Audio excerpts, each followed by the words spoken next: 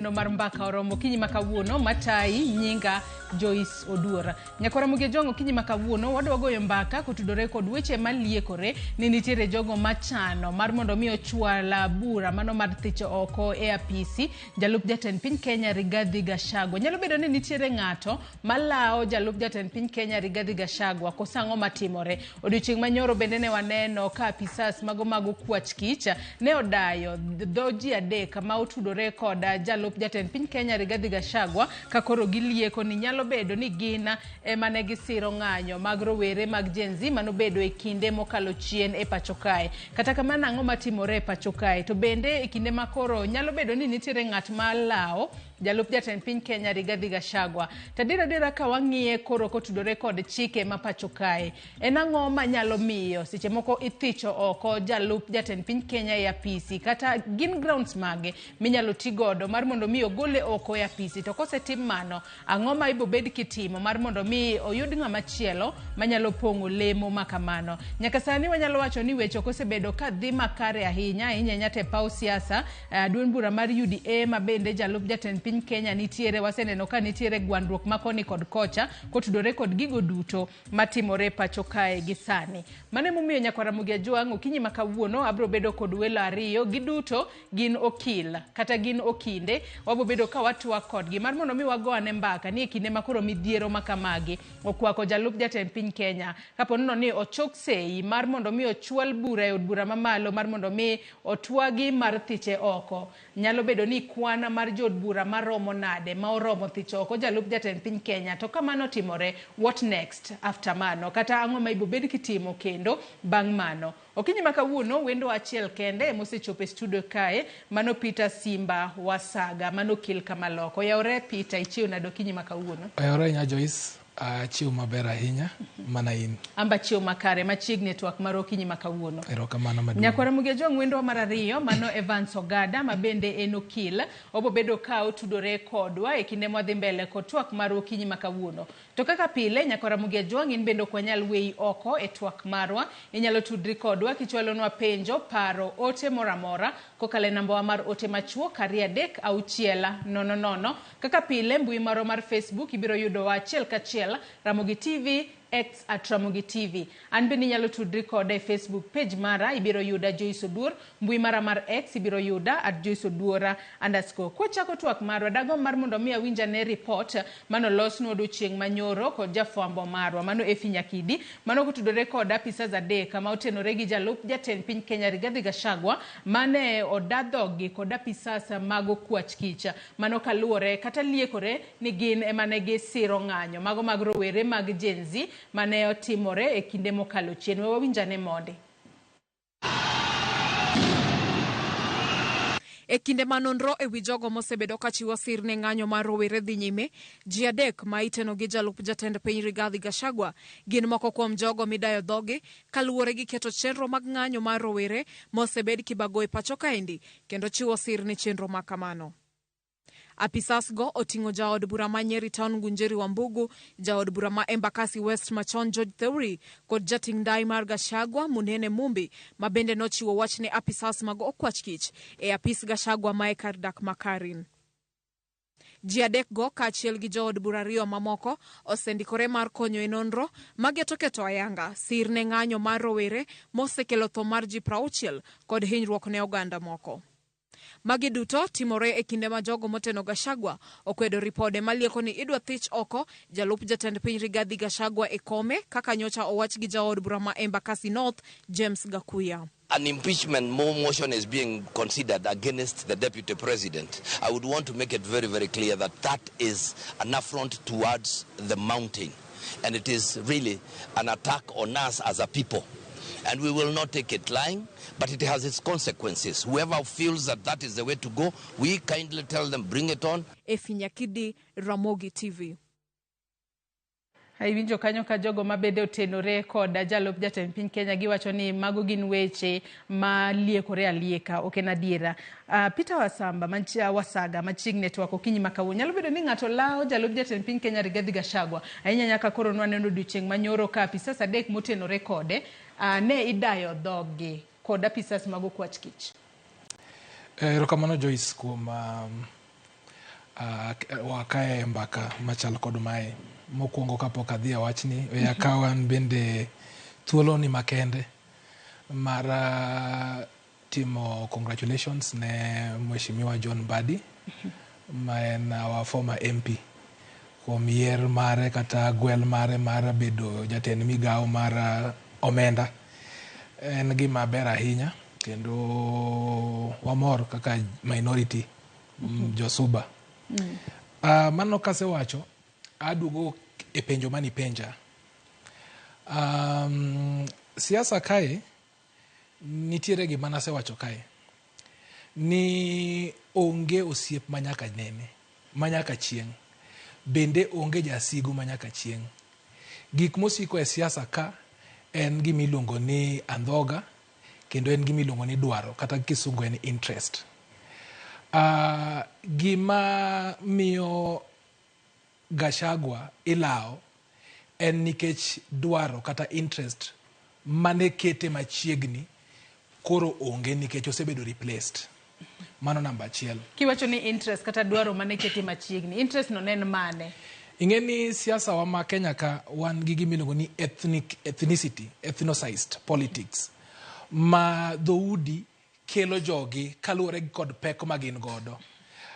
Kaluwore kende gi numbers magin godo. Koro ka gisekelo jogi kumoro achiel to giriwore gi oganda mamoko, to oganda no koseriwore to gibedo kanyakla to giloso sirikal. King'iyo sirikal ma wan godo Kenya ka sani, ogendni mang'eny wan kod jok ma ya Mount Kenya kata jogot, kasto wan gi Onjelo ma kata wadendo ni jo Rift Valley. King'iyo history mar politics mar pinyo mar Kenya ka, jogi osebedo kariwore most of the time, tinenoga kagibedo kanyakla.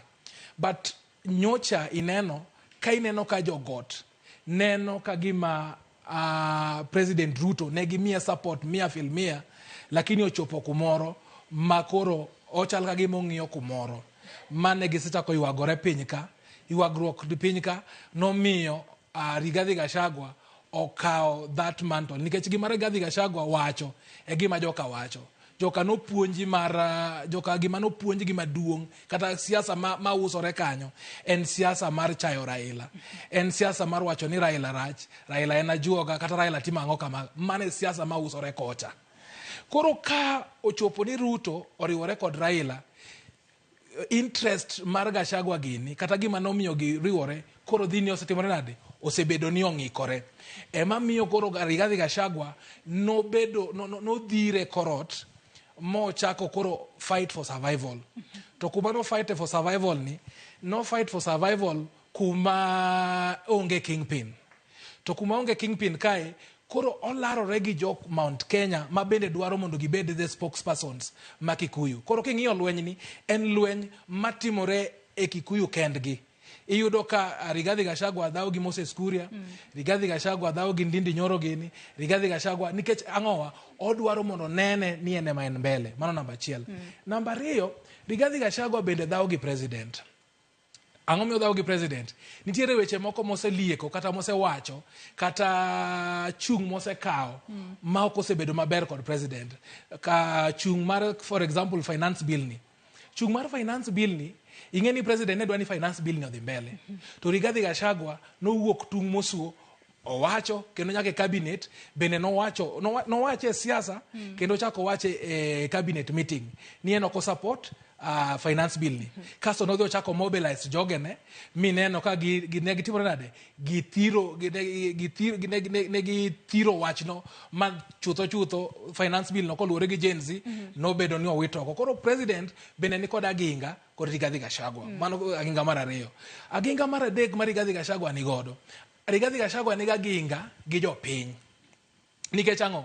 Nikech Rigathi Gachagua kanodonjo kaka nawacho ni gima moro jopiny gi ema nowacho ni sirikandni en mar shareholders. To shareholders gin jok manotimore nade manobire sirikandni, jok manolose, jo Mount Kenya gi jo Rift Valley. Koro kanowacho kamano, nowacho ni jogo duto sana joge Raila, nowacho ni oketo tegu mang'eny ma ok inyal chopo kocha. To gini bende king'iyo national values under Article 10 odhi ataro mar national values.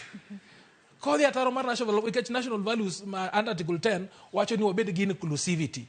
To koro kiwacho ni sirikani en mar shareholders, matin ni wacho ni jok machulo osuru kaka wan, kaka wakili, kaka Joyce, ni koro wanda to onge gima nyalo timo e sirikandni. Koro magi chiero mane Gachagua otimore nade, ogaye malawe, buru manokunyo ema koro timore nade, ema koro odonje. Koro weche adego ema lawo Gachagua. Lweny ma en godo Mount Kenya, lweny ma en godo gi rais, lweny ma en godo gi Raila gi jopiny. Lakini chutho gik lwenje gi tete nyaka wang'i gi article 152. Wapenjre ni bende gigi gin mana pogruok e siasa koso gin grounds mochiwo e article 52 minyalo go deputy president kaka gross misconduct. Kata kapok wadhi kanyo, aneno ka wendo wa mar ariyo mano Evans Ogado Kilka Maloka bendo oseriwre kodwa e studio okinyi makawuono. Machiegni Evans e twak mar okinyi makawuono watwak otudore kod weche mosebedo akiana luonge ni en midhiero mopogore mosebedo ka okwako jalup jatend piny Kenya Rigathi Gachagua. Odiochieng' manyoro ne waneno ka apisas adek motenore kode ne odadhogi kod apisas mag okwach kich ka koro ilieko ni nyalo bedo ni nitiere kaka ne otudore kod ng'anyo mag rowere mag Gen Z. Nikech adira kwa ng'eyo ka ng'anyo makamago nochako, ng'anyo mokwongo manotimore kata mano mane omiyo jo Gen Z odonjo nyaka e od bura. Mano tarik 25 dwe mar auchiel higa dwe mokalo. Mano wawacho ni ne en ng'anyo mane jo rowere mowuok oko, kata kamano pogore kod mano nono ka jonjore odonje iye. Weche makamagi kitudo godo jalup jatend piny Kenya Rigathi Gachagua, nyalo bedo ni nitiere lwet ng'ato kata nitiere ng'ama lawe kose? Well, mokwonga go mos jam moro no yude ndara, but Nyasaye otimo maber achopo. Well, kik wiwa wil kuma wae gi pinyni. Waseneno ka the office mar jalup ker for time immemorial yudo ka siasa kailagi timorega. Uparo ni ndalo machon nwan gi vice president Karanja, nwan gi vice president Saitoti, yudo ka jomoko wuok ni ng'ani is not loyal, ng'ani magi waseneno. Koro jomano odhiyo omakgi ama jomidwaro ni ondik statement gi, we wane ni police bro wachang'o. Nikech siasa mar Kenya en siasa ma iyo kikore matin. Koro ng'eyo adiera ni kure, mano kaka an ng'ama timo chik mano akia, I will deal with evidence kokelna. Koro wane ni ang'o ma gibro nyisowa. To wach ng'anyo is not illegal. Kata kia in itelo ni ji, itemo organize weche ng'anyo. So long as ng'anyo no is peaceably done, Article 37, onge gima rach gi wach ng'anyo no.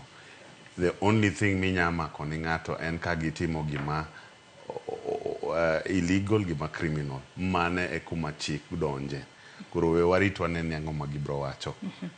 Iwacho kanyo makare ahinya, kata kamano wang'ini jalup jatend piny Kenya en achiel kuom jogo manyalo wacho ni jo Kenya omiyo luor ahinya. To koro ka waneno ka jogo ma otudore kode machiegni, nikech kwang'iyo jogo mane odiochieng' manyoro dadhogi oting'o kanyo jaod bura ma Nyeri Town, mano Gunjiri, Wambugu, jaod bura ma Embakasi West machona, George Theuri, kaachiel kod jating' ndai mano mar Gachagua, mano Munene Mumbi, mago moko kuom apisas mano dadhogi. Onyiso picha mane adiera kalore ni koro jogo machiegni kod jalup jatend piny Kenya ema koro imako.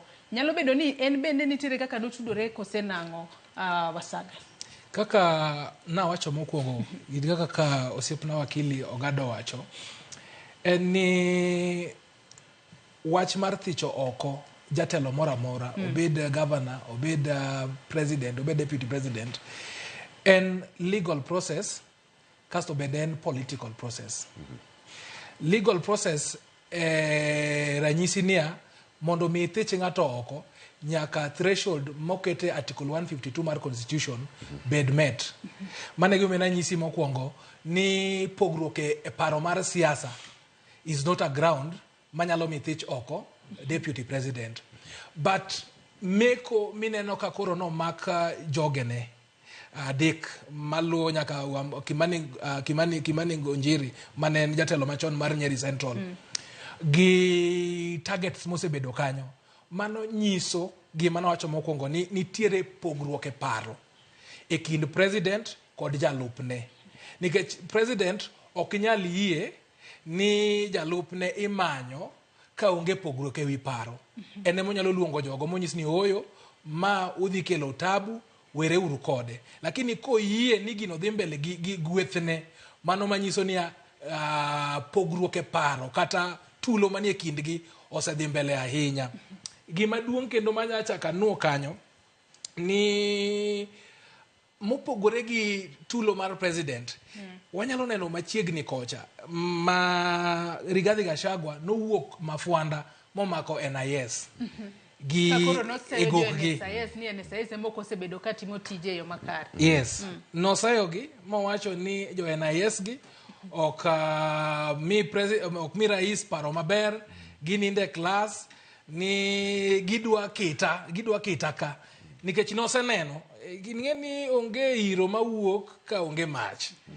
ok en gima ochakore nyoro gin gima nosetimore chon koro kata ni opange wabiro ng'iyo mbele kono ka gikelo grounds kopo ni en gima dhi neno the light of the day to ka ena gimiwacho to bende obiro tho athoa kamano koro NIS ni bende dwa prove a point ni mako wa chieng' cha ni anyo wato nwaling' aling'a onge gima ne giwacho koro nyalo bedo ni ma bende gima dhi mbele koro en political nitiere political aspect of it to wabiro ng'iyane on the legal part of it mogik katieko ni mondo mi thich oko deputy president the legal threshold ni very high notice of motion miketo cha mar one third mondo mi support that impeachment motion kende it's very high bang mano nyaka yud 2/3 support 2/3 one giji almost 349 in National Assembly mano is about 243 at the current situation Rigathi Gachagua nigi jo Mount Kenya mawacho ni ng'ani wacho duondwa ke jogo moro kode nikech mane kaka giparo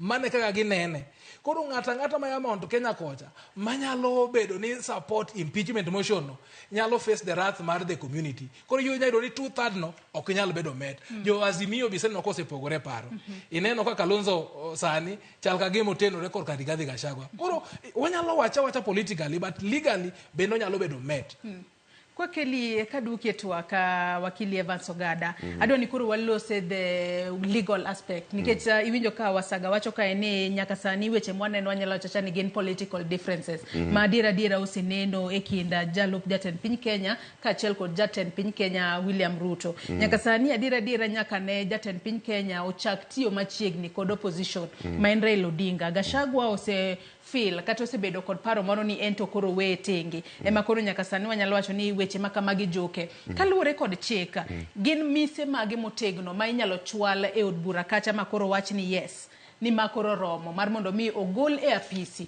jalup jatend piny Kenya obiro rango the Constitution of the Republic of Kenya katiba wacho ni warango article 150 gross misconduct or commit a crime is of international law status or or violate the constitution in a gross way. Kakomino wacho magi gin grounds madwaro a little bit of elaboration kaluwore gi chik. Magi ok en siasa mogo e street.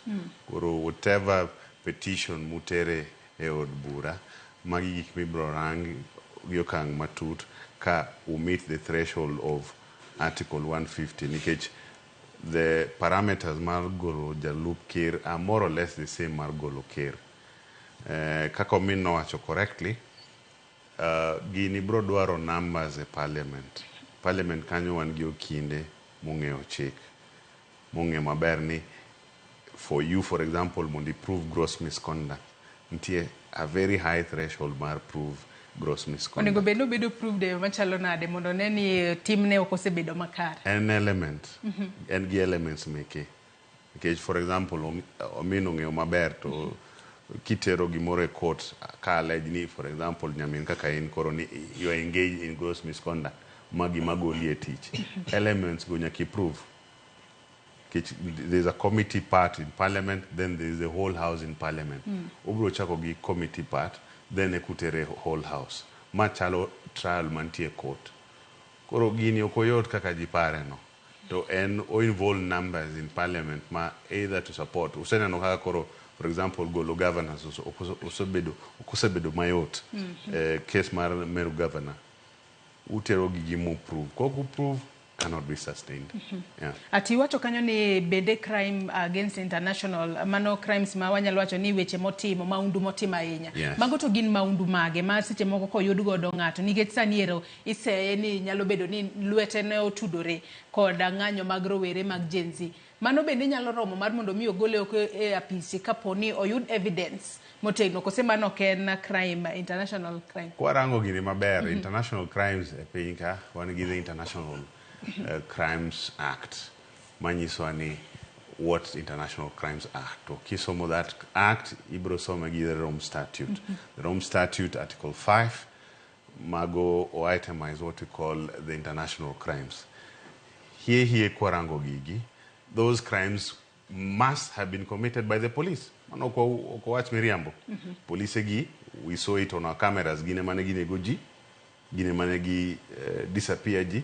So I will not expect ni giwach ni a civilian ma was not in charge of bunde gi ligangla ni motimo the international crimes. But we team whatever they need to do and have the House of Parliament kagi meet the threshold of evidence.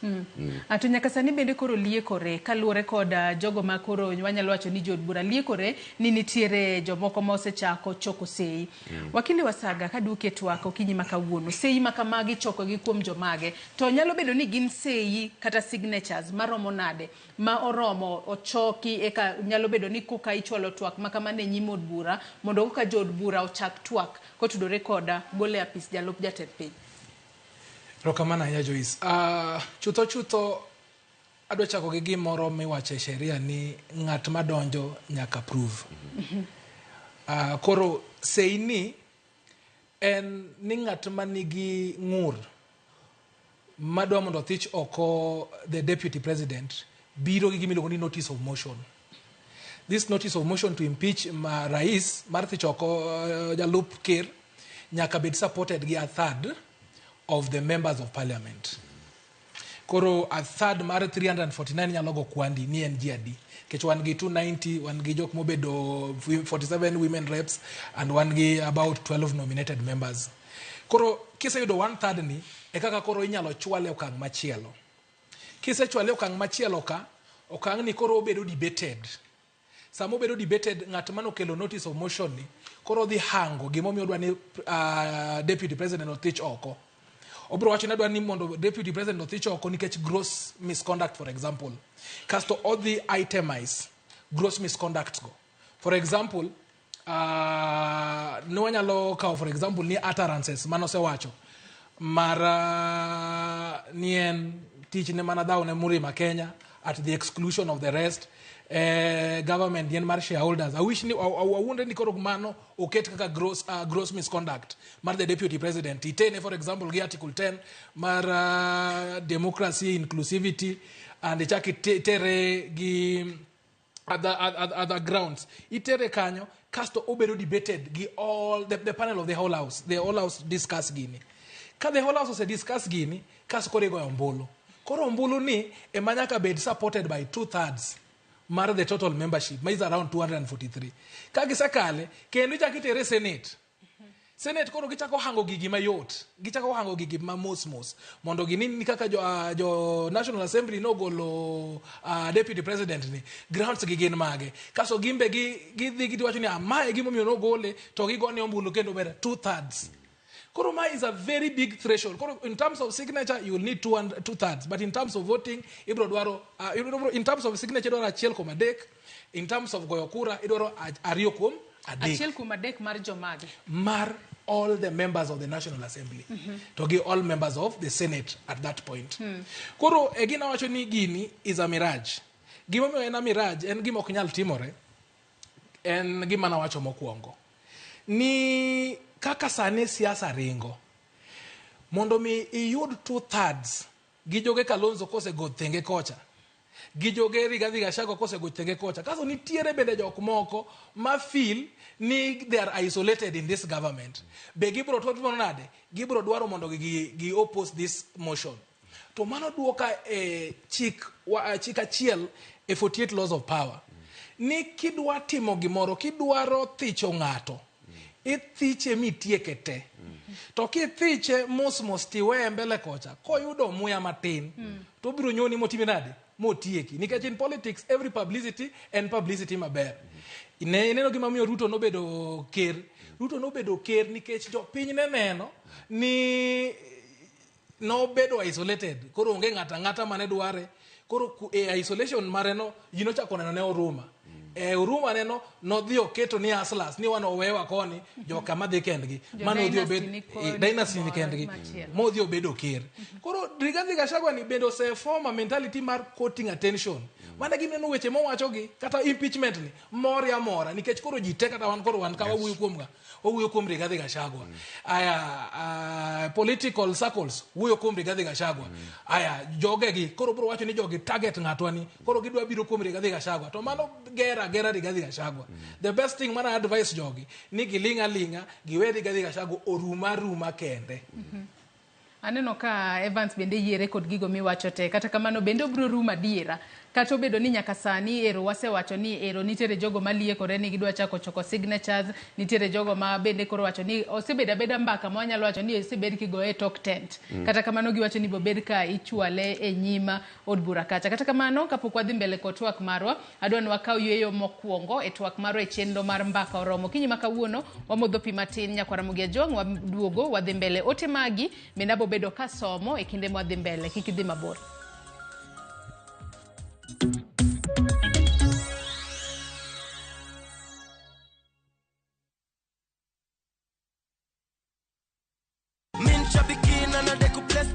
I resigned from work about 2 years ago, so I'm running a shop, doing different items, the cereals. Once I deposit on my account, take 10% to Subukia Shrine. From there, now I'm going to boost my business. Possibly after 3-4 months, you come and visit me in Machakos, you'll see some difference. Bonuses nazo ni no. Kwanzia 12, 13 and 14 correct predictions. Unacheza na 99 bob tu. Chukua simu yako, ingia www.shabiki.com. Fungua jackpots, click on super jackpots. Chambua game zako safi, review bit slip yako, ukiona iko sawa, place bet. Alafu sasa unategea games zichezwe. Shabiki super jackpot, ni time yako. Mina dai wote twenda hivi to bet. Not for persons under the age of 18. Shabiki.com is authorized and regulated by BCLB license number 587.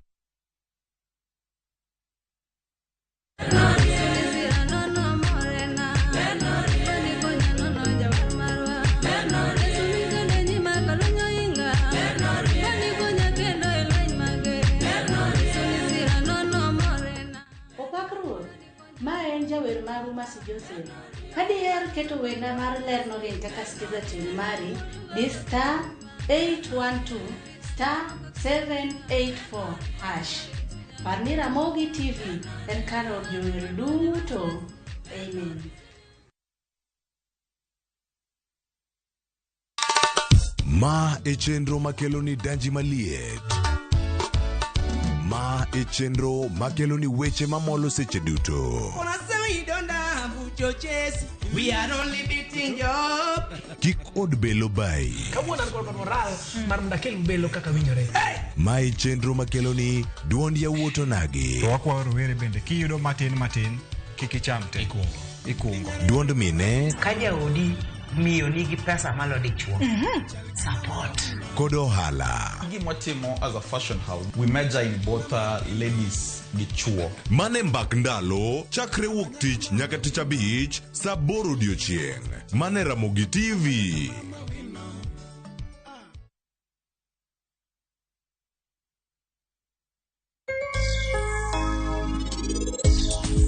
Sasa mineno ka gweno kuyo kata pok obedo gi homa kata pok ineno ka en gi droppings kata okone rep o okiriti. Kuyo mar gweno nyiso ni en gi chandruok.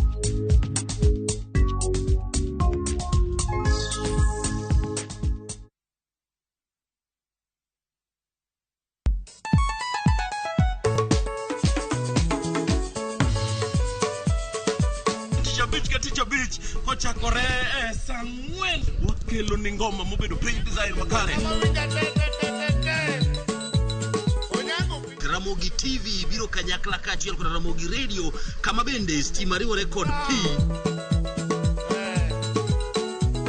Yonja wauntie kik ubed mabor Nyakora Mugejo nikech kae e kuma iyudo gik mamit kabisa e Ramogi Night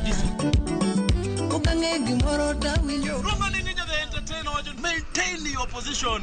Idhi yuda kanyo kika fire gudi local instrumental wawacho ni kete manaka. Tich Abich ka Tich Abich Sang'wen otieno.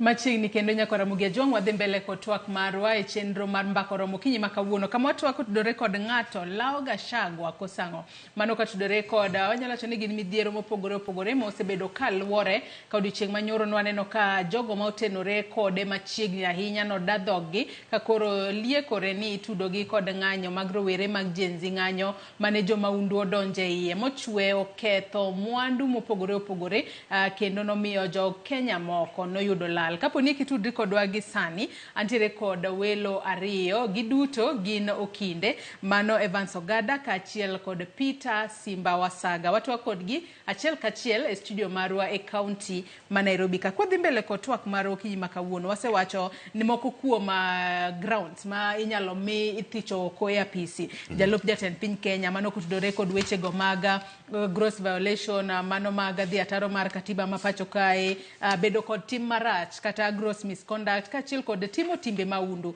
obed mago ma itimo e pacho kae kata mago ma itimo e pinje maoko kaluwore kod international laws kata kamano kaluwore kod midhiero manyaka sani koro okwako jalup jatend piny Kenya diera ok waseneno ka tudruok mare kod jatend piny Kenya nitiere e yo makare ahinya kata kwachiwo ranyisi nitiere odiochieng' moro mane jatend piny Kenya loso ka nitiere Nairobi ka jalup ne nodhi loso ka nitiere e boma ma Mombasa kama bang'e ne oseyo NIS kata kamano kumo chope ni kaluwore kod chike mapacho kae nikech wang'e ni jatend piny ente motelo ne ji dute pacho ka ero yande waneno ka ochungo jotend migepe tich bochako yiero moko kaluwore kod chike mapacho kae Evans Ogada bende jatend piny William Ruto nyalo chopo kuma koro wacho ni anto koro we agol jalup na nie tich amany jalup machielo ok nyalre jogi donjo kaka otiko gin kaka wacho gi dhongere ni they are tied to the hip koro jalup ker ni can only resign onya bedo impeached inya gole for incapacity means ni otuo mane momi igole koro gimoro ni siji obedo fired iriembe tich manok binyalore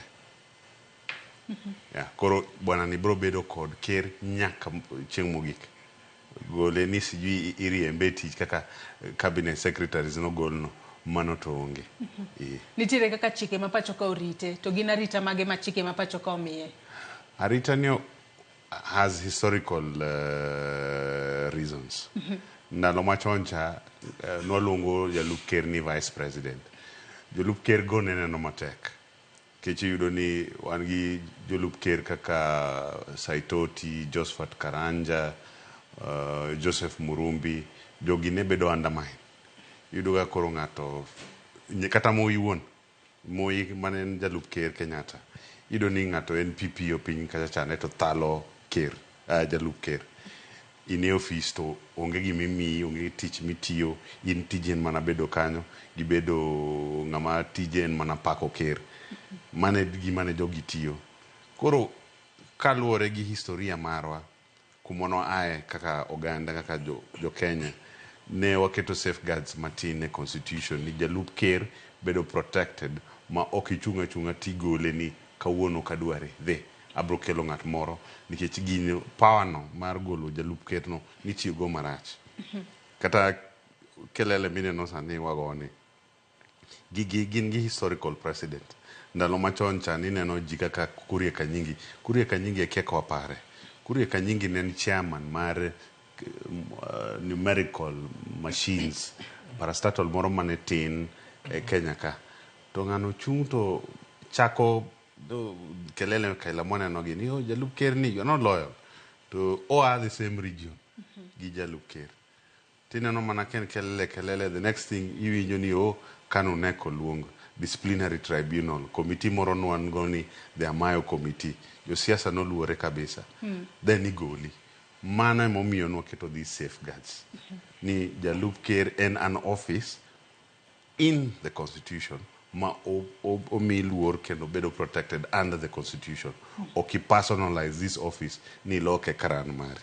Yeah. Ilero kanyo makare ahinya. Peter Wasaga, iwinjo kanyo ka Evans Ogado wacho ni jalup ker inyalo thiche oko kata kobedo incapacitated, matinde no tuo, wanyalo wacho ni mostly wacho ni ka en physical kata ka en mental, matinde no konyal tiyo makare. Owacho kanyo ni kata ino wuon onyalo kawo okang' mar wacho ni anto gini oroma, we koro a resign kenda. Kumochopeni bendi paro ni jalup jatend piny Kenya Rigathi Gachagua nyalo wacho ni anto koro aneno koroma, igoya left right center. Opposition mabende na wacho na keto ne otegu e State House mondo kik donji, ero koro donjo, jogi oweya oke kuyo, we koro ating bada malo, adik resignation na, adogot kata dog dala, ayue atim tijega mamoko. Bende onyalo resign adiera? Mano lek. Ok nyalre sani telo mit. Nikech telo biro gi gik mang'eny. Telo biro gi security manono mimi gi sirikal mochulo osuru. Telo biro gi geche. Telo biro gi asei e government minyalo wacho ni ng'ani otim kama, ng'ani otimo kama. Telo bende biro gi protection. Sama ineno ko wuotho gi bandera momiyo polisi ok nyal make en nikech telo. Sani kolonye telo no tipo mana ka polisi ochopone to cases mane neno wito koka mane luwe ndalo mane omanyo kuraka ichaka chaka to itere do to before you know it en ng'ama ni iye to mago ok nyal timore nikech sani en ang'owa en jatelo. Namba 2 ni ing'iyo mbele sani Ruto jatend piny Ruto no seneno ni jo gotka nitiere kaka ok winje kata nitiere kaka chal ka gima were kode. Kure gima omiyo no biro gi broad based government ni. Broad based government ni as much as ni jing'ie ka gima ni ne en gima ne golo weche mang'eny mane timore ka, but ne en a political move, ne en move mar kisiasa mar President Ruto temo yudo osiepe mamoko. Nikech kata king'io osiepe mane Ruto yudo, no yudo Nyanza wan kod Raila Amolo Odinga. Raila Amolo Odinga kodhi AUC kocha mabende walamo Nyasaye mondo dhiyo, jogene matene osekete sirikal. Jatkombo party osekete sirikal. Deputy party leader osekete sirikal. Ariyote. Manyiso ni Mombasa kocha osebedo locked. Obedo locked nikech ang'o Mvurya nika, Kingi nika, to gi wan gi Joho koro. Koro manyiso ni koro ere ng'at manyalo wuok kocha manyalo pingo Ruto onge. Chaki duogo Western koni. Wan gi Mudavadi, wan gi Wetangula, wan koro gi Oparanya, gi Baba mane bende control Western. Bende mano koro sedhi. Koro waduogo Nyanza koni, Kisii gi Turkana. Matiende niya Ruto kopo ni Gachagua owuok sani, high possibility no yudo ng'at ma yuke community no ni very high. Nikech he has nothing to lose. Oseno ni jogi ok nyal gone kura. To kama otimore, ang'o ma dhi timore? Jo Mount Kenya ka dhi dong' e koyo. Koro gidhi chako opposition kawuono. Magionge kata ok ginyal chopo kata okenge mag sirikal makoro gin goni. Ineno ka Rigathi Gachagua kumene ni goeno to no wacho niya ni dwacha to no time cabinet ni. Mate jok mano ok odwar ema no koduogo ka jok machalo como Moses Kuria. To jok mano dwaro to no duogo. Koro duol no nyalo mana bedo ka en e sirikal. Koro kwa kaka wagigi te ng'at mariek, ng'at mang'iyo siasa, ng'at madwa gerore ok nyal gweyo tao. Do jagwe tao, de ji jagwe tao, kata Ruto do gwe tao. Kaluwore gi pressure ma pressure ma nosebedo go. Ruto no chandi mochopo kumoro mo wacho ni bwana unega ng'ata lakini kik unegi nyithinda. Unono no chopo kwanyo. Koro ka kuru mana deputy president emana ywa. Koro ka in ja piny kaka Peter Wasaga kama to gi yo gili kama. Do ginyalo manyi malal kodi. Koro mane gimo miyo Rigathi Gachagua ok nyal goyo tao. Onyalo bedo mana impeached. Mabende waseneno ni gino en gima tek sana. Kata kopo ni ma ok be ok wadwar ni Nyasaye otime nade? Okawe. Modongo to ok nyalre. Aya adwa nasoma ne moko kuom ote ma joneno magwa chwalo no ai kinde modhi mbele ko twak mar okinyi makawuono mondo winjane ni jogo maneno wa kuonde mopogore opogore to pachgi en mane. Onyango Tuoma wacho ni ng'ama lawo Gachagua onge ne gipango dhulo migosi Ruto e telo. Manu Miare mano pache giwere gi jalup ker mos ka Gachagua dhi dala to gidhi giduto nyaka boss ne yote. Mago pach joneno magwa. Ruth Nyathi Ochieng wacho ni ng'anyo manyocha timore neno mar rowere mariek to gin jobless makwedo maricho manyocha timore e pacho kae. Onge ng'ama ne o sponsor. Odhi mbele wacho ni ng'anyo no giriambo ne Gachagua mae siasa mar tiko Gachagua e ground. Golo Gachagua oken gima yota. Nyocha wawinjo kaka joge machalo kaka Mutahi, gavana Manyeri, odhi mbele kowacho kaka ne uloso gini nyalo kelo second world war omiyo gi par diriyo. Penjna welo ni katiba wacho nango. Donge aparo ni Ruto gi Gachagua ne yie no yiera abani no yier kaka package. Ponono ni gi impeach Gachagua donge owinjo gidhite kose aluotua ka anu moja inako. Aya, okinde bro bedo kaduoko na penjo Ruth Nyathi Ochieng penjo kanyo. Jakorondo at 001. Wacho ni Gachagua is a merchant of tribalism who feels Kikuyus are more Kenyans than the rest of Kenyans. He is an enemy of the people. He frustrated Uhuru Kenyatta, Odimbele Kwacho Raila, and now is frustrating the president who is his boss. I support the impeachment 100%. We want a government of national unity. Mano pacha Jakorando at 001. Magumu kukuo mparo. Majoneno magwa chualo kinyi makawuno. Evans winjo penjo. Mano Ruth Nyathi Ochieng penjo kanyo. Penjo kanyo ni Ruto Kashiel kod Gachagua. No yergi kaka package. Ka Gachagua ithicho oko. Mano japiny made gomb ng'eyo ni chike wacho nango. Orwinjo thichgi oko as a package. Kose kila ng'ato ting'o mana msalabane kochope weche mag thicho oko koro. Ruth wagoni erokamano. Kila ng'ato ting'o msalape kien. Koro ken thicho Gachagua oko, the constitution nigi special requirements mar ng'ato kien iting'o msalapi kendi. Koro kudwa golo Gachagua, the deputy president ugole kien. Kidwa golo Ruto, Dr. Ruto, the president igole kien. Koro okunya golo ng'ata achiel ni ugolo gite. Katiba oketo ni oyango ni kila ng'ato dhi kien iting'o msalapi kiwuon. Yeah. Janeno machielo mano Jakorando at 001 bende wacho kanyo ne katolieko ni jalup jatend piny Kenya wanyalo wacho ni en jogo mawera kweda mag dhoudi noketo ganda jo Kikuyu mbele moloyo ganda mamoko mano kalure kod janeno wa mano keto picha mane mano mar jalup jatend piny Kenya kate pinje maoko nikech adiera wang'eni president kaachiel kod jalup ne onego gibeda symbol of national unity onego bed ni gine magiriwo wi jo Kenya duto kanyakla kata bedo ni jo Kenya nitiere kod different political views ahinya te kinde mag siasa. Mano nyiso picha mane ka jalup jatend piny Kenya kata tok kano seyier cabinet no nyiso joma sawa ni wadong waseyudo gima wadwaro nikech ka ing'iyo kata kwan jogo mano yier kaka jotend migepe ng'eny ahinya kipimo kod oganda dhoudi moko onyiso picha mane kata ne international community. Jakorando ni aparo ni ma Jakorando ma jadala ja Kisumu.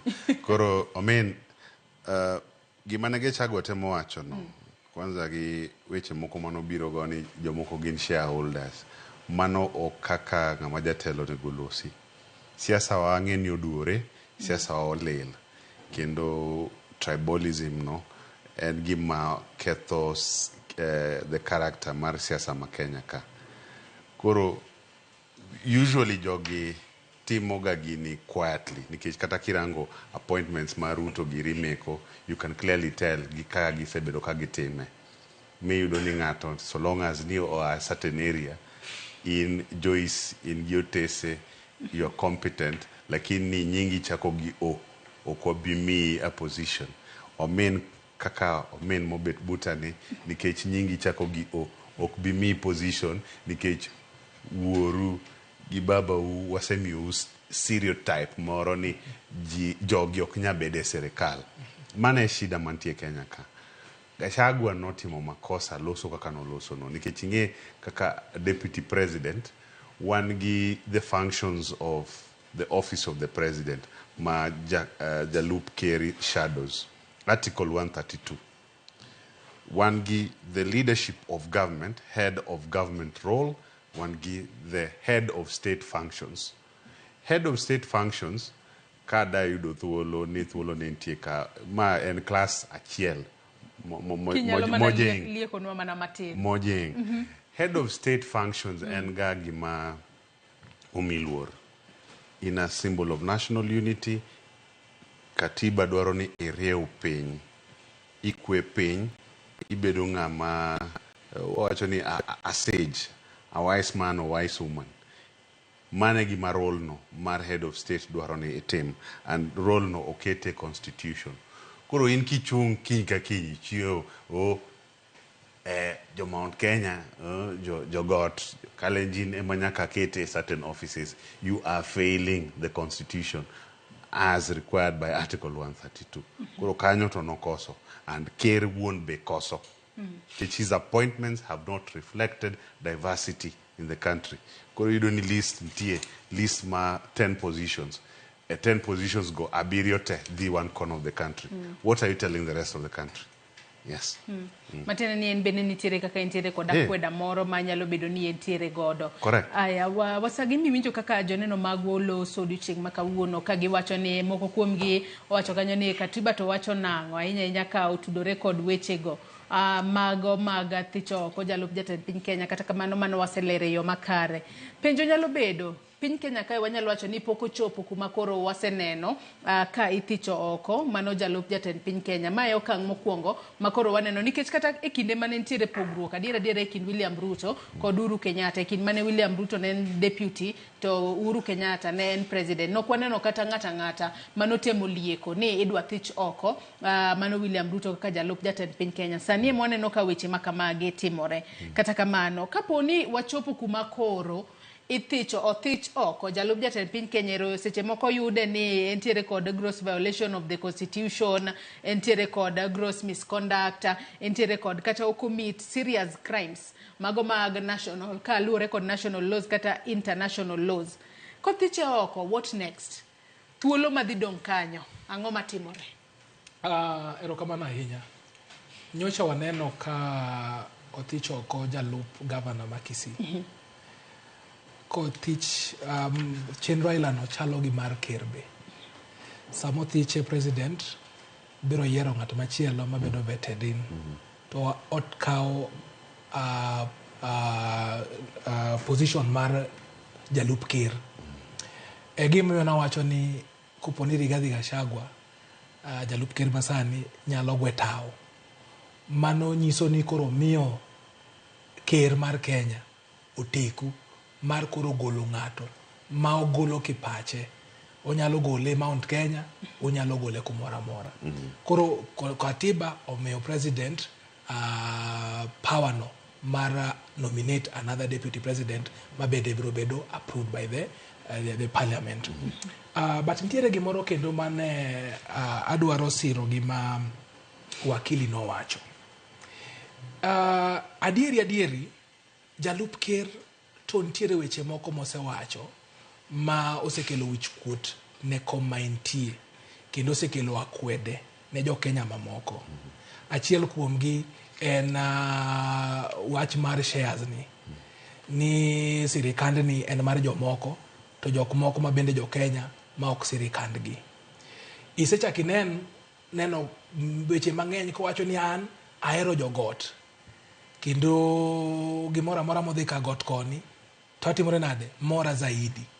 To kumowache kamano no en ker makata kipenjo nyathi klas achiel ni jalup ker ma ya Sindo kuma yae ni jalup ker mar Kenya en nga, obro wacho ni Rigathi Gachagua. Jalup deputy governor Manyeri ma kowacho ni odwaro weche mag Mount Kenya to nyalo timo nade, nyalo wacho ni gin tik. Lakini gima Rigathi Gachagua timo ni josiasa moko bende time lakini koro okagiwache. Nikech ang'o?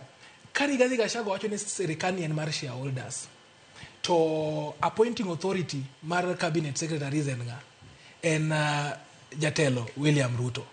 To William Ruto bende jioge ne abich ka, jok ne auchiel ka no dhi oyierogi. Manyiso ni koro e kind ji ariyogi ere ng'at ma en tribal. Jogi gin gite nikech gin gibedo joined at the hip. Koro gimora mora ma gitime presidency itime kanyakla. En mani koro achiel okwachi tachiel to timore nade wuoyo. To gima no mora kabisa momiyo poda mor gi Mheshimiwa John Mbadi kachiel kod atua mar jowa donje sirikal en ni koro miyo koro at least that notion bedo dispelled. Manyiso ni ka wantiere sirikal ka wan bende wabedie gi matunda ma jok moko osetimo bedo gago pile pile. Makata sani ni kineno nying mar O ni mano already is a disqualification.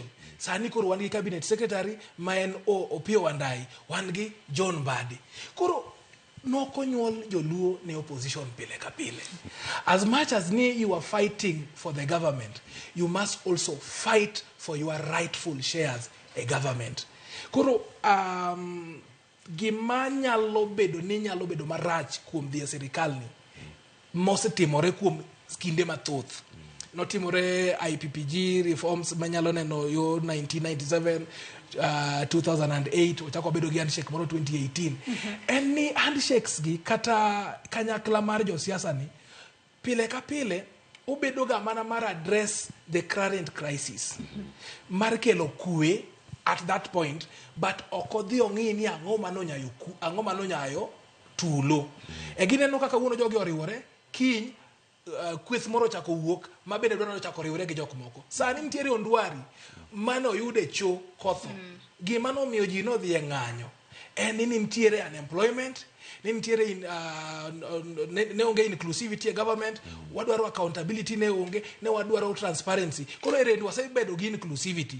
Koro inclusivity ka kik wiwa wil ma koro wabeda ni koro wan koro kaka babo osewacho ni koro walinga koro government dhi nywe. Nikech gin kiny obro duogo nwa ka koro jogo osepogore nikech onge osiep ma ngita gi dele siasa to obro duogo nwa kendo chako dok e street. Koro sirikal moriwo ni josiasa kata sirikal Ruto kachiel kod Raila Odinga gi jok ma jo ODM odhi e government gi nyaka neni there is accountability e police mane nego ji ahoyaye, nyaka neni nitiere transparency and accountability ni gineno kaka public debt bedo dealt with, budget deficit bedo dealt with, unemployment issues mondo kik wawegi mora mora chien.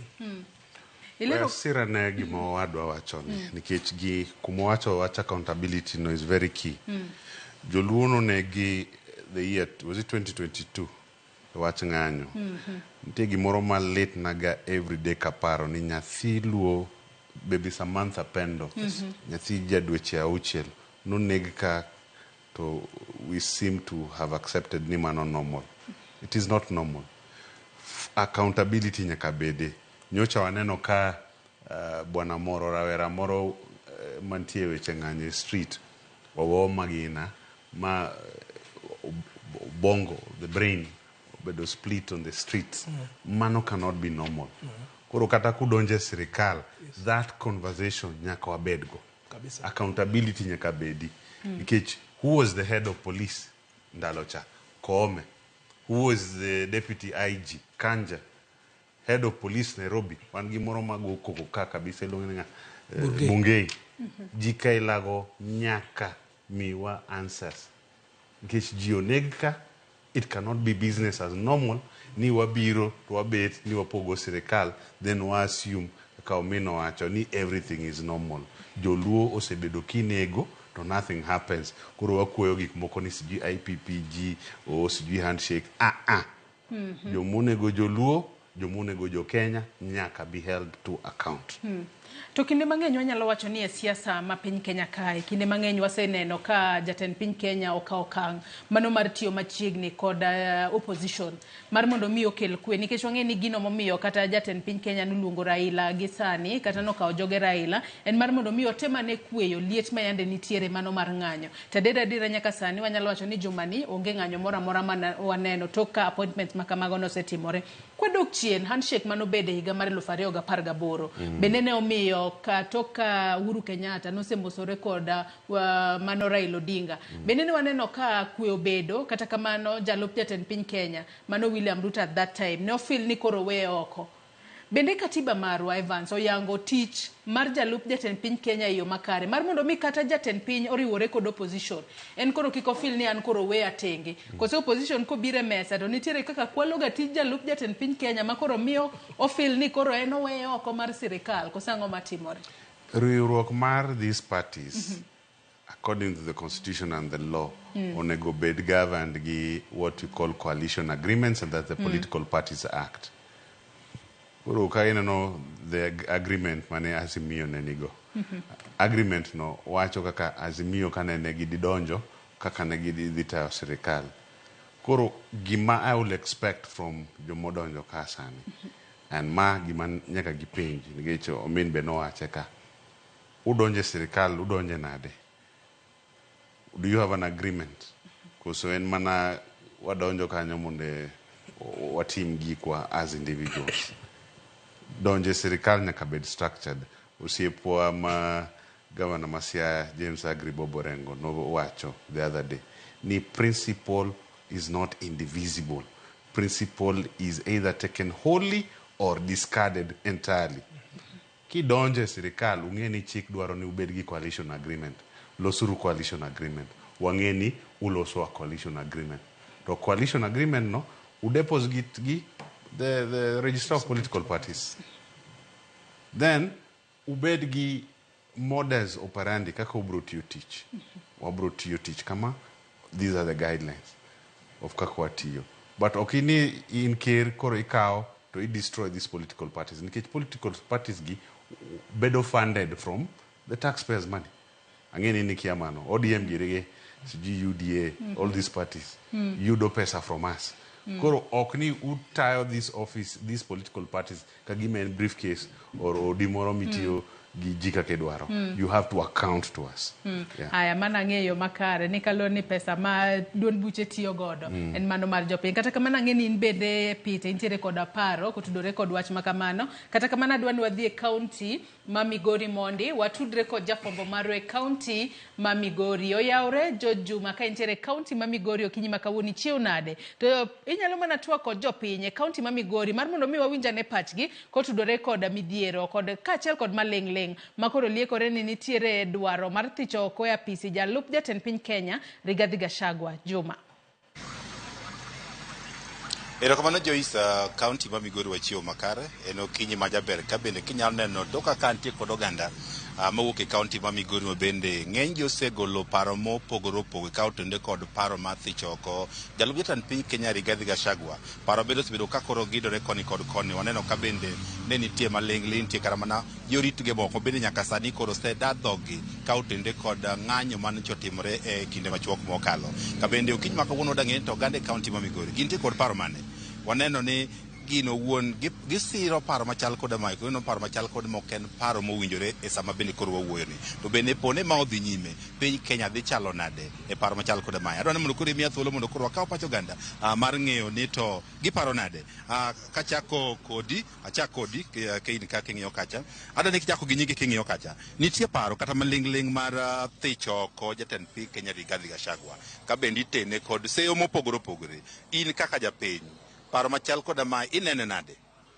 Kuom nyinga iluonga ni Ray Mandela, an jadak mar Migori County kaa, kendo seyo machopo mar thicho oko jalup ker Rigathi Gachagua ato gi pacha ok en paro mar wako sana, nikech koka ne ochak tim investigation mar gimomiyo ithiche oko to investigation pok orumo. Koro ok onego thiche oko kapok investigation orumo. Koro ko tim nonro moyud ni en adier ni gik moko miwacho ne en adier, to mano kata ko thiche oko onge tabu. To be awacho niya Rigathi Gachagua gi Rais Ruto no gone gi kura set. Koro hata pani kupo ni ithicho gi oko to gidhi adhiya gite.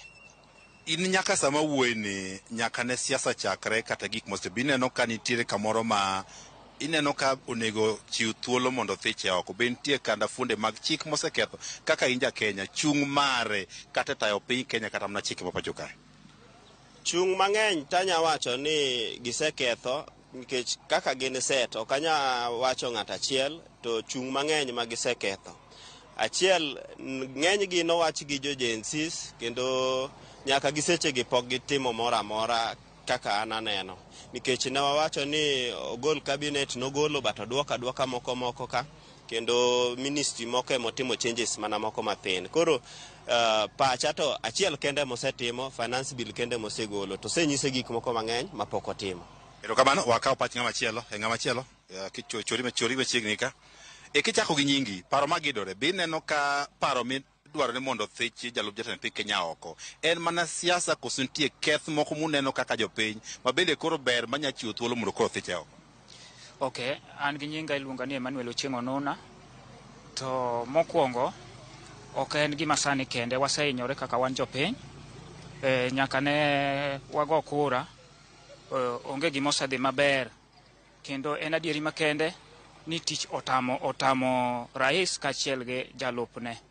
To kapok wadhi mabor ahinya, an akwayo ni kopo onego bed ni thiche oko, mano mokwongo namba achiel, nikech once en a dictator, ok onyal winjo pach oganda. Mar ariyo, en jalno ma wiye tek. An akwaya niya, kaber to onego bed nodhi adhiya dala. Penjo wach mar wich tek nade, nikech nitie jatend piny Kenya, to en jalup jatend piny Kenya. Mathoth ne obed ni jalup jatend piny Kenya motelo. In wich teko ni seneno kanye mamiyo ni nemiyo koro igole oko? Wich teko mare maseneno, wan kaka jopiny wasebedo kwa ywak kaluwore gi uchumi, piny wasebedo kwa hinyore malich mokadho. To kwatero ywakwa, to chalo gima odwa ni omed sikowa, weche ne mowacho ok dhi makare. Kendo weche ne mowacho medo mana hinyo oganda. To wich teko ne osea mabor. Gisani nyocha owuondwa nodok chien, but plan ma en godo kaka wan jopiny, wang'eyo plan ma en godo sani. Odwa wuondowa ni odok chien to be onge gimoro amora mosedhi maber. Ka bang'e to chieng' moro kochako chung' kendo ne odwaro gimoro, to odhi medo sikowa kendo chuth. Nikech plan ma en godo kaka wan jopiny, wan waseng'eyo, wariek, gimoro amora mowacho, wawinjo kendo wawinjo kaka wuoyo. Koro miyo wan kaber to nego dhi adhiya dala odhi oywe. Erokamano, ka weyi iwacho nego dhi dala. Nwaneno ka jatend piny Kenya masani William Ruto, be chon nineno ka nigo siasa, mineno ka jatend piny macho Uhuru Kenyatta ne wacho ni we otanga. Nwaneno ka bende mae manokony, chal gima nokonye mobedo jatend piny Kenya. Chal ka gima gini chalo siasa momondo. Ere kaka mar chato nokunene Ruto ne owito oko to mat ne Gachagua nego dhi oko? Okay, erokamano ahinya. Abro dwoki kawacho kama. Jatend piny Kenya, ka wuoyo kode kachiel gi jalupne ni, jatend piny Kenya, jogi chalre, omiyo gik magitimo bende chalre, jogi richo te. To wan kaka wan jopiny, wasehinyore kendo wawinjo ka chunywa lit kabisa. Nikech kaluwore gi timbe magisebedo ka gitimonwa, chunywa koro moko sani. Saidi magima wadang' wawach koro onge nyaka gi sani. Kaluwore gi lit ma wan go. Kokamano, erokamano. Wakaw pach ng'at achiel mapiyo piyo. Be ineno ka nitiere gimomiyo Gachagua onego wit oko kod paro magidore gi? Erokamano Jojuma, gi nyinga en Sulman Songa. Kada wuoyo e wach jalup ker, an gi pacha kama to ok onego bed ni ithicho jalup ker oko. Nikech gimomiyo awacho mano, en nitie opera moro ma jogi chiyo ka. Kane ng'iyo chien kocha, iyudo ka chien kanyo tarik mokalo chien kanyo. Ne iyudo ka ker marwa notemo mondo mi oyiech kabinet oko. To kodhi oyiecho kabinets gi, to ochako tugo go opera moro chako chalo kagama ka ogweno miyo odumb gi redi. Gineno oduma miyo gwend gi redi. Mano nokomoro wa nikech ng'ama riek to ng'ama neno to neno gigi.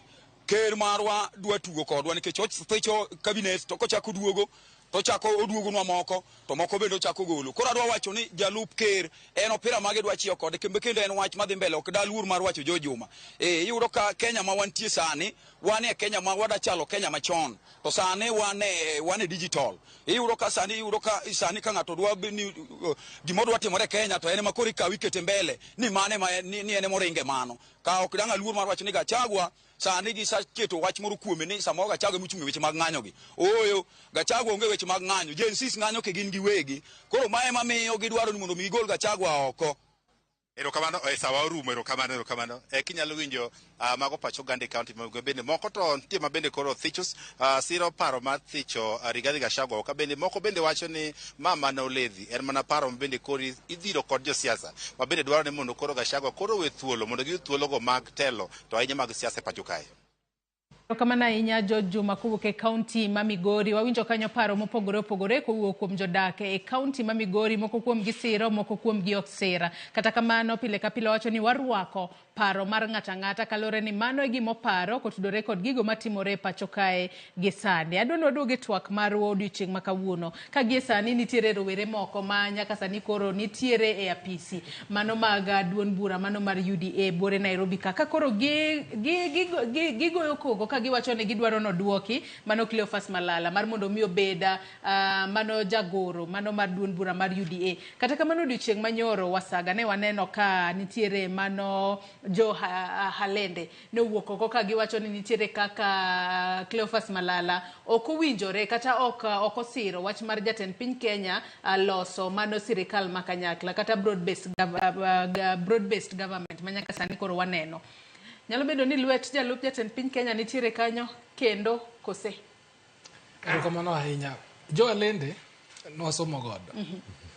Endo jo Halende manyo omonjo afis en ng'ama ne wa goyo go siasa e mbalariany kocha. Pod ok en ng'ama duong' ahinya, en kijana maya Busia. To sani baneno ka jo Malala bende monjo kanyo. Penjo maduong' monego penjre ni UDA ni. Kech gima Halende nye wacho nyoro. Halende ne wacho ni the founding members or resolve ni jagoro mongirore e party no en Jo Halende. To as we speak, of course election pok otimore nikech wach Gen Z ni be nyoro cho elections mag party. As we speak, constitutionally kata ng'at mo hangi ni any office en Cleophas Wakungu Malala. To ang'o miyo wa discuss kata gini, ang'o miyo Malala ma any office e yo mar ratiro otero guns mondo mi odhaw gi ng'ato manyo wacho ni chakre kawuono maonge party organ moro mobedo mosidhe ni en jagoro mongirore, ang'o miyo odhi ni retaliate. Gimo miyo nodhi ni retaliate mano nyiso ni nitiere lweny. Nitiere lweny political. Onge siasa ka nitiere gimoro ma wacho ka kizungu, tabro wache gi dholuo ni onge gimoro amora ma siasa kama timore makoyiem. Gimoro amora opangi kendo bedo executed e yo mowinjore mar chopo dwaro moro mar josiasa. Cleophas Malala ne en mana kinde mondo mi othiche oko nikech Cleophas Malala chutho ok en kata ja UDA. En ng'at moro minyalo pero ni yudo osiepni moro kanyo tineno ko ojaber tigwele ni bika to kibedo kode ot ifo yudo ni ng'ani kara bok en ng'at mana paro cha. Koro weche ne ineno ka ng'at mudhawo go cha ema osiko o support. Siasa mantiere UDA en siasa mar control. Jo Mount Kenya dwaro control UDA ka giwacho ni gine mane gifome. Ruto, the president, bende dwaro control UDA. Mane gimiyo nokelo Cleophas Malala. But Cleophas Malala chali wiye wil gi template mane president otimrade omiye. Emomiyo koro siep Ruto ma Halende ni. Halende gini no vie for a political seat gi UDA. Yo Western kocha. Koro otima na gi jadhodgi mana mondo timrade othiche oko. Koro gimantiere mano olunyiso bad manners mar politics, mar kata political parties. Ni we should have structures ma govern kaka jatelo bedo. Elections king'iyo Political Parties Act nyiso ni jotelo ningo yier, political party ningo bed inclusive or ningo bed kiko bed ni en ethnicized ma discriminate others. Mane gimi kana Gen Z movement cha no kotere echwale ye kocha. Koro wadwaro neno national outlook, but chutho gima nitiere ka enia Mount Kenya bro dhi formo party margi. Ng'ata in fact chuny gi osea e UDA. Malala bende kopo no ket yiero kawuono idhi yombe nikech ang'o tenruok mare kod UDA. Ni neno kata ndalo moko no post gimoro e group mar UDA to pio nono ng'ane ne Itumbi bende post gimoro ma separate. Olando gimoro kawuono ni election ochor kiny board elections board wacho ni election timore nade dhi mbele. Koro penjo nani Malala wuoyo ne ng'a? Is he the spokesman of the party? The same thing naneno go ng'ane ne bende. Chalne no bedo advised Edwin Sifuna. Nyaka ing'eni kaka in secretary general mar party. Unyalo wuoye board meeting kata kupogoru e paro to gima ji no yiere party cha mane gimi wuok godo oko. Tingeni Sifuna be no biro nade ndalo mane Ababu obedo gi ng'ikni eme no sidore. Koro Alende bende oneno ni ma is the formula osidore. Koro akekata wan bende nego dwa sidre kaka party chairman kaka koro mbadi dhia serikali lakini ODM to waonge weche ila go sani. Ema ntiere gimidwa medo kanyo kapok asomo moko kuom ote ma joneno magwa chwalo no odiochieng' ma kawuono.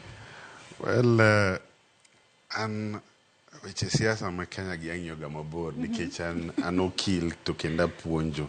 Koro ka ng'iye kaka japuonj ma puonjo chik kendo ng'iyo weche siasa matimore gi. It is not good for siasa ma Kenya mar piny ka gikaila gitimore.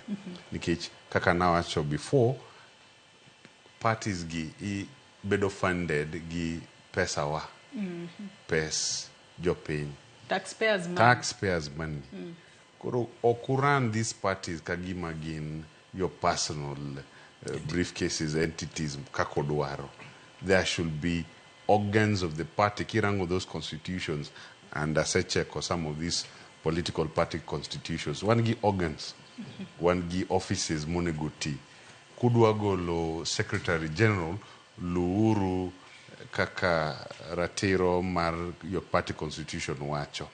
Okni uchung tutimo gik moko manoneno higni machon ka.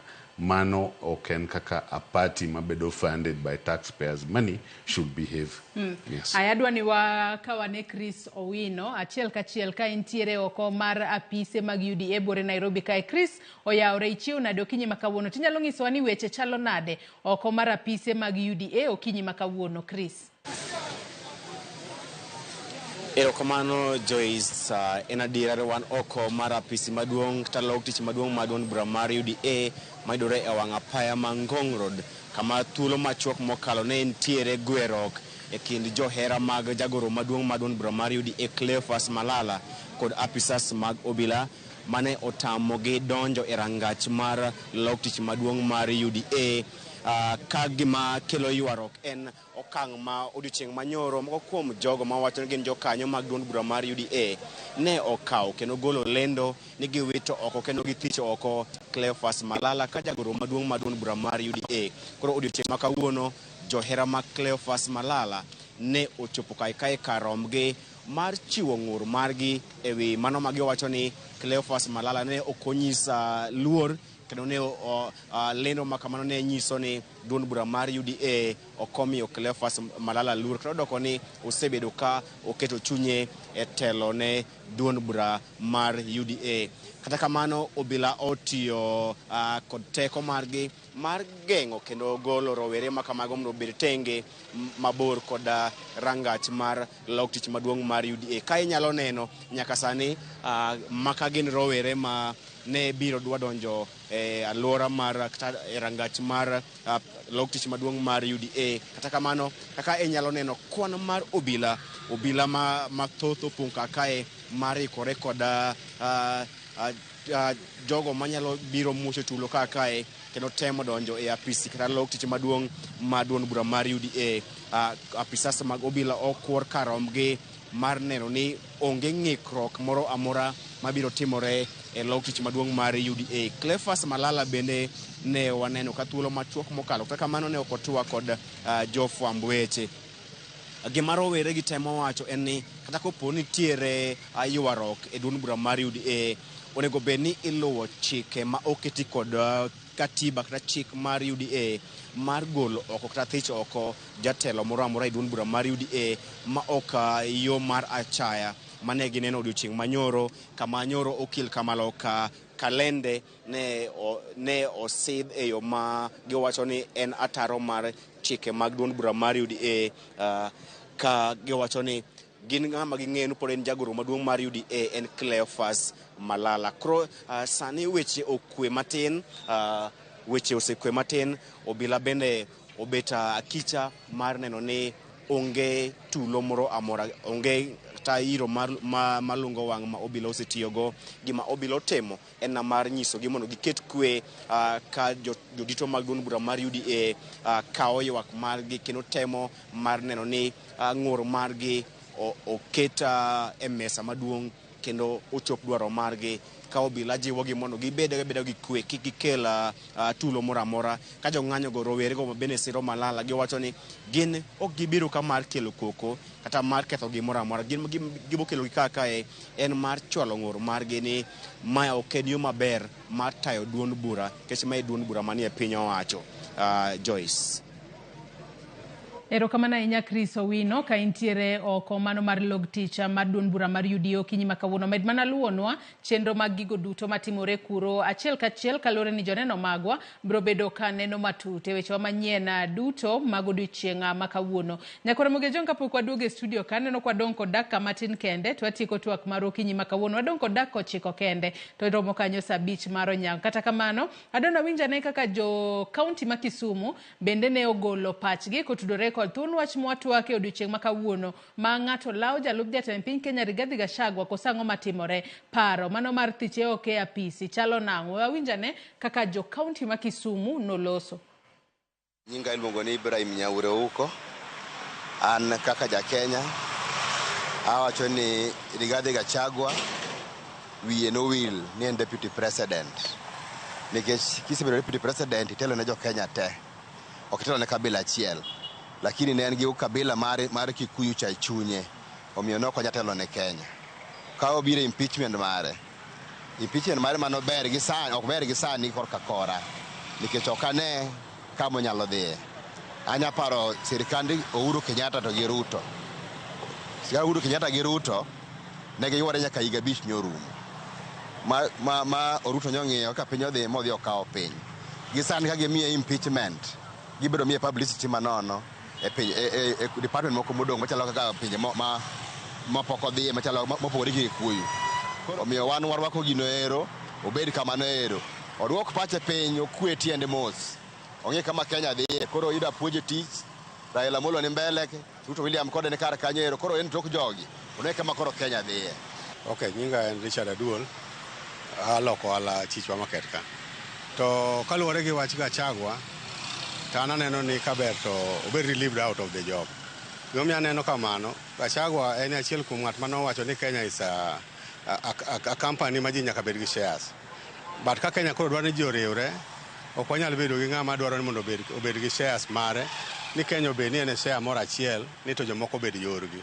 Which means ni gimotimo at the same time wach manyo wacho nyocha, ni mondo ng'wona ni en ohero kabinde. Kora kia ni en president ma Central, ta kia ni en president ma Kenya. Kapo no dwano obed Central president, then Central obed carved out of Kenya, mondo gibed gi president ma margi mar Gachagua no. Kaka an Peter Okia, kachung' kae kaka ja Kenya, anyalo wacho kama. Lweny nyocha ne osemonjo Kenya ka matek, ma wakia ni nyocha ne onego water kanye wiwa. To koro kumochopo ni, kaka piny Nyasaye oseyie ni chachien, koro waingo chachien, piny osekwe. An aneno niya, Kenya ka gidwa maber, giwere gi lweny mar parliament kata mar sirikali ma waseyiero. Koro wang'iya ane ni wanyalo timo ang'o e Kenya waka, nikech onge Kenya moro monyalo dhiye. Koro gima nyalo wacho ni wang'e ni mangi en wale kata gigolo Gachagua kendo gidhi yiero mana machal gi Gachagua no. Nikech jo Kenya ma rule Kenya ni wang'eyo gi, wawere gi lweny mang'eny ka dala Kenya ka, mondo wang'iya ane ni wadhi loso ang'o Kenya ka. Wasemiyo Ruto higni 5 sani, higni 5 ok ng'eny. Wakwe wiwa, warit pinywa, warit Ruto 2027. Ka wanyalo gole to wagole gi Gachagua neno, kidhi gi kampuni ni gigo. Mondo wadong' ki Kenya wayieri jomo wadwaro. Kar ketho kik mwaloso higni 60 nikech nying ng'at achiel Gachagua kata ji ariyo ni Gachagua gi Ruto. Ayo winjo kanyo paro mag jodak e kaunti mag Kisumu kotudore kod dwaro mano mar thicho oko e apisi jalup jatend piny Kenya Rigathi Gachagua. Sani thuolo marwa e moserumo. Achak kodi wakili Evans Ogada. Wachni mogik ka waloro twak marwa okinyi makawuono. Dahero oganda joluo oganda na monde we put more trust a constitution gi chik weche ng'iyo josiasa gi ahinya josiasa gi joma goga interest megi e mesa gimwatim warang ni constitution tiyo chike tiyo. Number 2, oganda ma joluo I will emphasize ni wangi counties mekwa wan gi sirikande 4 e counties mekwa kachacha. Penjuru governor ma Kisumu Nyong'o penjo itimang'o gi pesa miyudo. Osiepna James Agri Orengo itimang'o Siaya. Osiepwa Ochila Yako itimang'o Migori. Gladys Wasuna Wanga ang'o mitimo gi pesa oganda Homa Bay. Let us hold those people accountable mondo alos piny kochacha. Siasa ma national ka brokawa thuolo matin mondo wa clean up odwa lil matin but kik wa lose hope. We watem monde what team tigi thuolo mag the constitution omiyowa monde we make a better country. Erokamano. Erokamano ahinya. Wakili Peter Wasaga wachni mogik ka watieko. Ntiere ngero mowacho ni ka ji ariyo dhao kawo jembe idhi pur. Wachopo e okang' moro ma piny osebedo ni oling' kaluwore gi weche mang'eny ma nyocha wabedo godo. Bende wayudo jowa mang'eny modonjo e sirikal. Sani en sawa mar pur. Sani en sawa mar tich. Ang'eyo ni weche mang'eny ibro go joluo gi tonge mang'eny kabisa. But kaka wakili owacho, ma is a rare opportunity. Joge mano gwel ka gibedo approved ma gibedo cabinet secretaries. Wabede uru gi kokas moro kaka jonagi. Mwanyalo ng'iyo ni magi e programs manie budget. Magi e programs madwa ni obedi implemented. Twaloso nya committee wa moro matin. To wang'iyo ni sirikande mag county bende otegi kaluwore gi county government mag Homa Bay, Kisumu, Migori, Siaya. Mondo ka igni adek gi rumo wabedie ni wan gi gimoro mwanyalo goyo ni at least igni ariyo mane wan e siasa gi no waneno matunda. Erokamano ahinya wakili Peter Wasaga kaachiel kod in wakili Evans Ogada kuom kawo thuolo mar okinyi ma kawuono mar mondo mi ubi wago mbaka maket kod mae ma wagoyo.